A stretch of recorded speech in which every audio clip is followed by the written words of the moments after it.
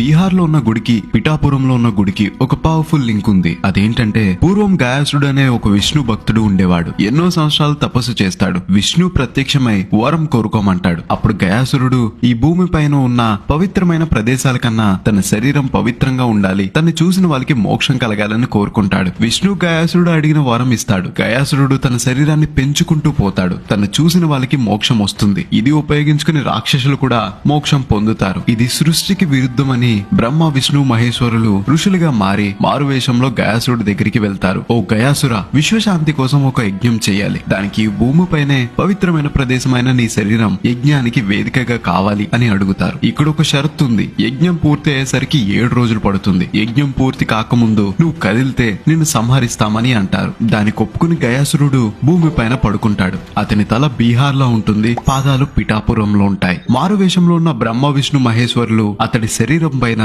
యజ్ఞం చేస్తారు. 6 రోజులు గడిచిపోతాయి. గయాసురుడు కదలకుండా ఉంటాడు. ప్రతిరోజు కోడి కూత వింటూ గయాసురుడు రోజుల్ని లెక్క పెట్టుకుంటాడు. అప్పుడు శివుడు కోడి రూపానికి మారిపోయి కుక్కురుకో అని అరుస్తాడు. అది విన్న గయాసురుడు 7వ రోజు పూర్తయి 8వ రోజు వచ్చేసిందనుకుని లేచి చూస్తాడు. అది అర్ధరాత్రి. చుట్టూ చీకటి ఉంటుంది. త్రిమూర్తులు వాళ్ళ రూపానికి మారిపోయి యజ్ఞం పూర్తవక ముందు లేచావు, నేను సంహరించడం తప్పదు గయాసుర, ఆఖరి కోరిక ఏమైనా ఉందా అని అడుగుతారు. తన దేహాన్ని 3 ముక్కలు చేసి 3 మూర్తులు 3 చోట్ల కొలువై ఉండమని అడుగుతాడు. ఈ త్రిగయ క్షేత్రాలలో పిండ కార్యాలు చేస్తే వాళ్ళకి మోక్షం కలగాలని కోరుకుంటాడు. శిరోగయ బీహార్ లో ఉంటుంది. అక్కడ విష్ణు ఉంటాడు. నాభిగయ ఒరిస్సాలో ఉంటుంది. అక్కడ బ్రహ్మ ఉంటాడు. పాదగయ పిఠాపురంలో ఉంటుంది. అక్కడ కోడి రూపంలో శివుడు కుక్కుడేశ్వర స్వామి అని పిలువబడతాడు. ఈ మహిమ గల పాదగయ క్షేత్రం మన పిఠాపురంలో ఉంటుంది. ఇలాంటి మరిన్ని వీడియోస్ కోసం కోదా స్టేషన్ ని ఫాలో అవ్వాలి మరి.